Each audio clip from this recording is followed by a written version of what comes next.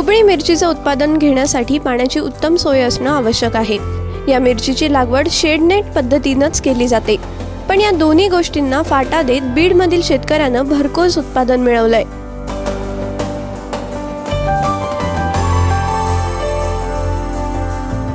दुष्काळ पर्वण भाग म्हणून ओळख असणाऱ्या बीड जिल्ह्यातल्या सरफराजपूरमध्ये परमेश्वर भोसले यांनी हा प्रयोग यशस्वी केलाय। शेडनेटचा वापर न करता त्यांनी अर्धा एकर क्षेत्रात ढोबळी मिरचीची लागवड केली, त्याला ठिबक पद्धतीने पाणी दिलं आणि आता या लागवडीतून त्यांना तब्बल 4 लाखांपर्यंत नफा मिळण्याचा अंदाज आहे। पहिल्यांदा जमीन नांगरून घेतली, 2 ट्रॅक्टर शेणखत टाकलंय, नंतर लिंबोळी पेंड 2 क्विंटल आहे, तर 10-26 एक क्विंटल आहे। झिंक, फेरेस, मॅग्नेशियम असा भेसळ डोस दिलेला आहे ह्याला टोटल। आणि पहिले भोत तयार करून नंतर मल्चिंग हातरून घेतलं। सिलिकॉनचं जास्त प्रमाण वापरलं आपण, तर त्याचं पान जाड झालंय, टेम्परेचरला त्यानं सहन केलं त्या पानं जाड झाल्यामुळं।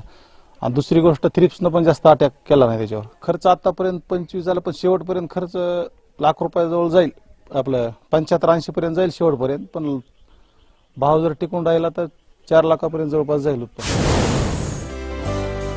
सरफराजपूरमध्ये प्रामुख्याने ज्वारी, बाजरी अशा पिकांची लागवड केली जाते, पण पाण्याची समस्या असल्यानं ही शेती करणंही अवघड होत होतं।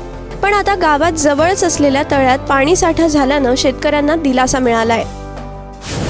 पाणी एक आड करून द्यावं लागतं, कधी तिसऱ्या दिवशी द्यावं लागतं। ह्या समजा तुकड्यामध्ये 5 पायलं पिवळं झालं, आता एका तुकड्याला लाखाकडे चाललं। हे आता पाण्याची अवघड चांगली ना, पहिले कोरडभाऊ होते, पाणी मिळत नसतं।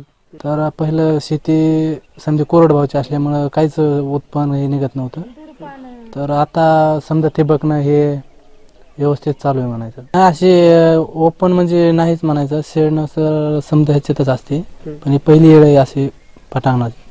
असं घेतात, पण उन्हाच्या ह्याच्यामुळे समजा जळून हे जातात, पाणी भरपूर हे असले तरी काय आहे। पाण्याची मुबलकता नसूनही परमेश्वर भोसलेंनी ढोबळी मिरचीचा प्रयोग यशस्वी करून दाखवला। या पिकाच्या उत्पादनात त्यांना एकूण 75,000चा खर्च आलाय। सध्या या मिरचीची विक्री अंबेजोगाई, बीड, परळी या ठिकाणी 25 ते 30 रुपये किलो या दराने करण्यात येत आहे। त्यांचं सर्व कुटुंब या शेतात राबत असल्यामुळे मजुरावर होणारा खर्च देखील वाचला आहे। यातून त्यांना 4 लाखांपर्यंतचा नफा मिळण्याचा अंदाज आहे। शेडनेटवर होणारा खर्च टाळून भोसले यांनी इतर शेतकऱ्यांसमोर एक आदर्श उभा केलाय।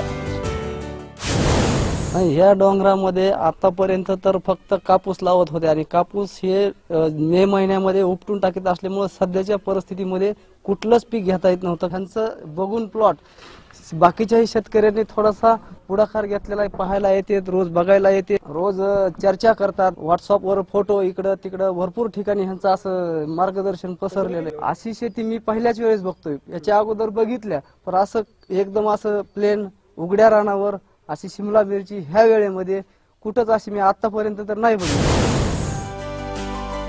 जे पिकतं ते विकण्यापेक्षा जे विकतं ते पिकवलं तर शेतीतून 4 पैसे शेतकऱ्याला मिळू शकतात, हेच परमेश्वर भोसले यांनी दाखवून दिलंय। बाजारातील भावाचा अंदाज घेऊन भाजीपाला पिकाची लागवड केली तर फळबागांइतकाच नफा मिळू शकतो, हेच यातून सिद्ध होतं। गोविंद शेळकेसह ब्युरो रिपोर्ट, ABP माझा, बीड।